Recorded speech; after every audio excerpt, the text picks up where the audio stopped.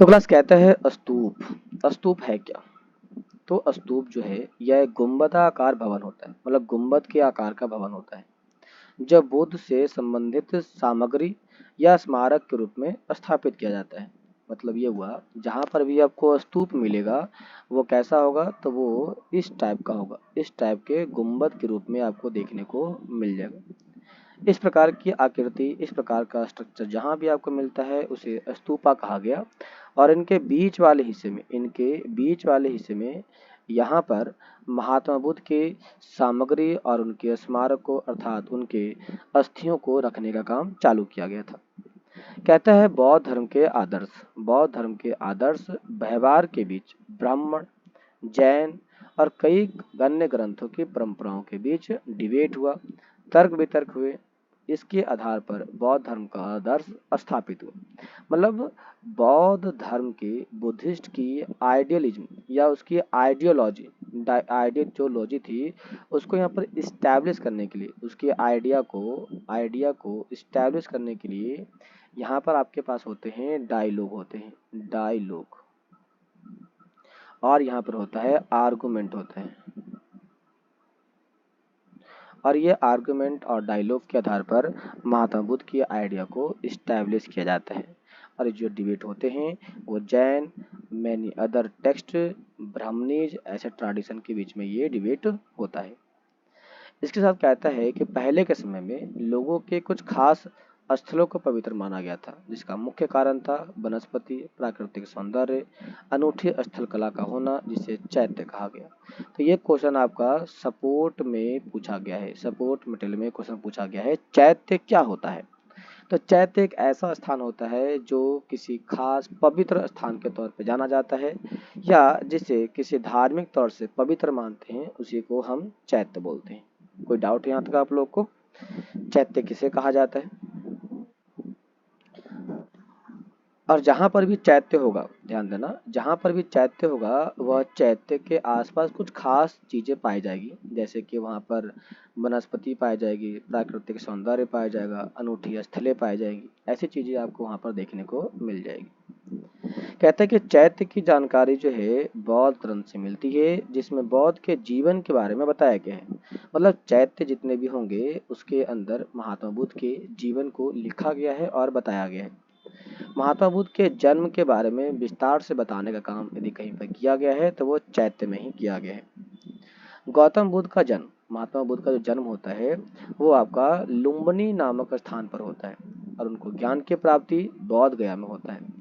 जिसके बाद उन्होंने अपना प्रथम उपदेश जो दिया था वो सारनाथ में दिया था, और उन्होंने निबाण की प्राप्ति कुशीनगर, मतलब उनकी जो मृत्यु हुई थी वह कुशीनगर में होती है, जो आज के समय में प्रसिद्ध स्थान बन चुका है। अब यहाँ से कुछ टॉपिक आपके लिए बहुत ही ज़्यादा इम्पोर्टेंट है, थोड़ा ध्यान दीजिएगा आप लोग। अब यहाँ से देखो टॉपिक ये इम्पोर्टेंट है क्लास, कि जो महात्मा बुद्ध था, जो महात्मा हमारे बुद्ध थे, इनका जन्म कहाँ पर होता है? तो इनका जन्म होता है आपका लुम्बिनी में होता है, लुम्बिनी। अब बात आती है कि जो लुम्बिनी है वो है कहाँ पर? तो ये पड़ता है नेपाल में, पड़ता है नेपाल में। अगला आता है महात्मा बुद्ध को ज्ञान मिला, तो ज्ञान कहाँ मिलता है? बोध गया में मिल जाता है, बोध गया। तो जो बोध गया है ये कहाँ पर है? ये मिल जाता है बिहार में। ये बहुत इंपॉर्टेंट है। अगला कहता है कि इनकी मृत्यु हुई, तो इनको जो मृत्यु हुआ था, इनकी मृत्यु कहाँ हुई थी? कुशीनगर में होती है, कुशीनगर में होती है। अब आप लोग मुझे बताओ कि जो कुशीनगर है वह कुशीनगर कहाँ पे पड़ता है, मतलब किस जगह पे पड़ता है कुशीनगर? जल्दी बताइए आप लोग मुझे कि कुशीनगर कहाँ पे पड़ेगा।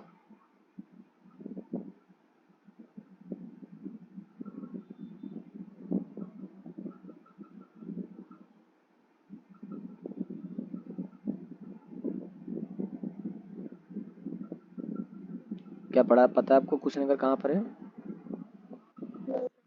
कुशीनगर जो है वो यूपी में पड़ता है, यूपी के नॉर्थ वाले पार्ट में पड़ जाता है कुशीनगर। तो इस जगह से इन्होंने देखा और इनके बारे में कुछ विशेष जानकारी मिल गई। अब इन्हें ज्ञान की प्राप्ति तो हुआ बोध गया में, लेकिन इन्होंने ज्ञान को सबसे पहली बार जो फैलाया, अर्थात इन्होंने अपने ज्ञान को जो सबसे पहली बार सेमिनार किया था वो कहाँ पे किया था? सारनाथ में किया था। सारनाथ, जो सारनाथ है, ये सारनाथ कहाँ पर है? यूपी।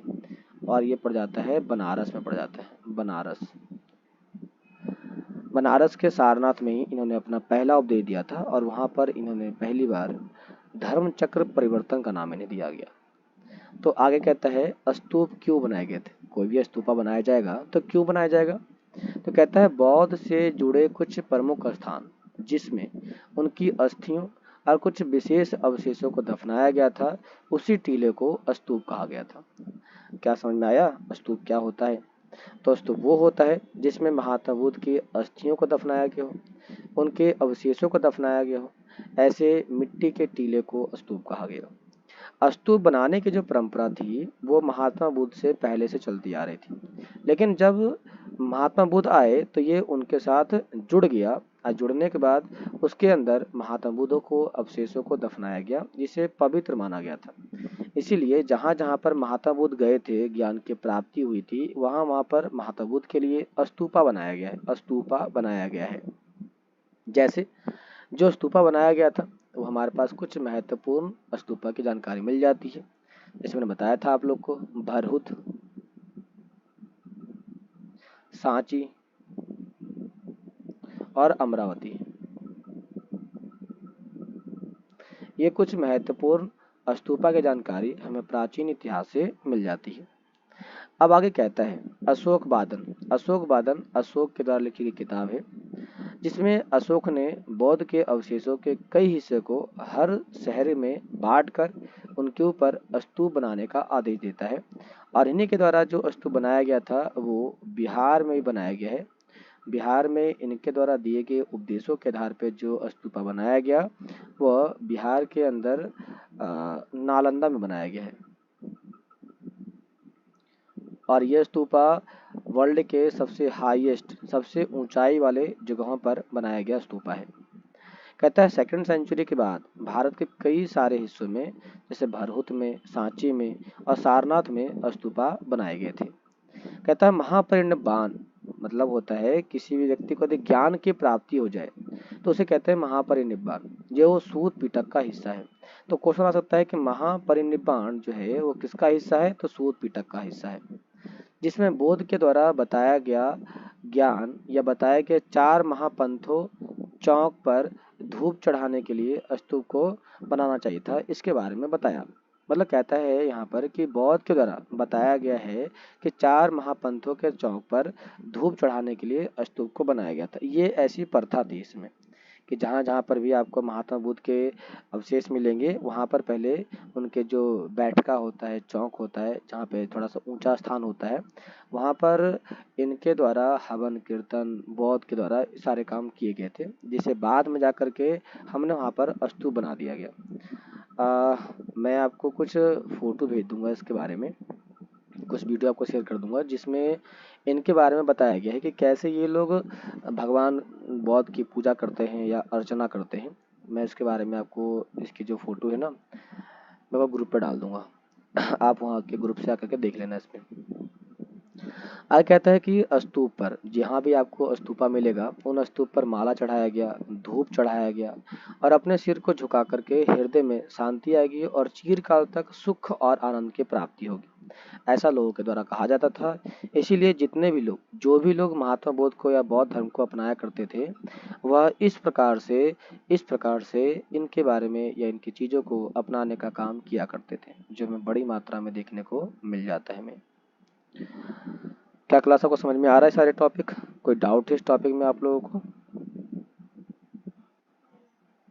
चलिए आगे देखो, उसमें कहता भी है क्या, इसमें कहता है कि स्तूप कैसे बनाए जाते थे। स्तूप को बनाया जाएगा तो कैसे बनाया जाएगा? तो कहता है कि स्तूप बनाने की जानकारी वेदिकाएं और स्तंभों से प्राप्त होती है। वेदिका किसे बोलते हैं? जो हमारे पास स्तूपा मिलता है, स्तूपा के चारों ओर जो आपको घूमने वाला जगह मिलता है ना, जहाँ पे कहते हैं ना बाउंड्री जो होती है या चारों जो बरामदा होता है, उसी बरामदा को वेदिका कहा जाता है और स्तंभों से प्राप्त होती है। आपको पता है कि जो हमारे पास स्तूपा बनाया गया था उस स्तूपा में हमारे पास 4 गेट थे। तो और हर जितने भी हमारे पास गेट मिल जाते हैं उस हर गेट के ऊपर कुछ विशेष प्रकार की चिन्ह बनाए गए थे, कुछ विशेष प्रकार की आकृतियां बनाई गई थी। उसी आकृति से भी हमें जानकारी मिल जाती है कि यहाँ पर हमें कभी न कभी महात्मा बुद्ध के अवशेष पाए गए होंगे या उनके पाए जाने की जानकारी हमें यहाँ पर आसानी से मिल जाती है। तो ये तो थे एशियन टाइम में पाए गए महात्मा बुद्ध के जानकारियों के बारे में, अर्थात उनके स्तूपा के बनाए जाने के जानकारियां हमें यहाँ से मिल जाती है। कहता है कि स्तूप को बनाने के लिए विभिन्न लोगों के द्वारा दान दिया गया। तो ये क्वेश्चन आपको आ सकता है कि स्तूप को बनाने में किन किन लोगों के द्वारा दान दिया गया। तो वो था राजा, शिल्पकार और व्यापारियों के द्वारा दान दिया गया था। अभी जो ध्यान देना, जो राजा थे, शिल्पकार थे और व्यापारी थे, ये सभी लोग दान दे करके इनको बनाने का काम करते थे। लेकिन इसमें एक खास व्यक्ति था, एक व्यक्ति था जिसका नाम है हाथी दांत का व्यापार करने वाला शिल्पकार था। इसने बड़ी मात्रा में पैसा दिया और इसने इन्हीं के पैसों के आधार पर बौद्ध का जो मेन गेट होता है उसे बनाया गया था। तो बौद्ध के मेन गेट को जो बनाने का काम किया गया था, उसमें सबसे बड़ा योगदान हाथी दांत के शिल्पकार का था। उसने बहुत बड़ी मात्रा में पैसा डोनेट किया था और पैसा डोनेट करने का काम जो थे वह बौद्ध धर्म के भिक्षु और भिक्षुओं के द्वारा दान को शामिल किया गया था और ये लोग भी कभी कभी दान दिया करते थे। तो ऐसे लोगों के द्वारा दिए गए दान से ही क्या बनता है, स्तूपों की संरचना होती है, निर्माण होती है। अब यहाँ पे कहता है स्तूपा की संरचना बताइए। थोड़ा सा हम बना लेते हैं स्तूप।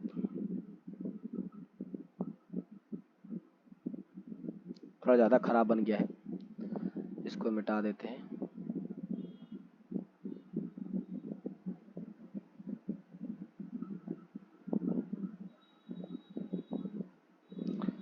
अब जरा ध्यान दो, हमारे पास ये जो स्तूपा है इसे क्या बोलते हैं, इसे जो बोल देखो, पहले पढ़ते चलते हैं फिर समझते चलते हैं। कहते हैं स्तूप का निर्माण एक गोलाकार या गोलार्धीय मिट्टी के टीले के रूप में किया गया, जिसे बाद में उस समय अंड कहा जाने लगा। तो ये जो हमें दिखाई पड़ता है ये गोला सा आकार, इस गोले से आकार को हमने नाम दिया अंड नाम दिया, अर्थात इग नाम दिया इसे। आगे कहता है कि धीरे धीरे इसकी संरचना और जटिल हो गई, जिसमें कई सारे चौकोर और गोल आकार के संतुलन बनाया गया, जो अंड के ऊपर एक हर्मिका हुआ करती थी। अब ये जो गोला दिखाई पड़ता है, इस गोले के ऊपर आपको दिखाई पड़ेगा एक तीर की तरह दिखाई पड़ेगा और कई सारे आपको दिखाई पड़ेंगे प्लेट प्लेट दिखाई पड़ेंगे। तो ये जो प्लेटें होती हैं ना, इसी को बोला जाता है हर्मिका बोला जाता है, इसी प्लेट को बोला गया हर्मिका। और जो इसमें निकला रहता है ये चोंच, इसी चोंच को बोला जाता है यष्टि बोला जाता है, इसको हम बोलते हैं यष्टि।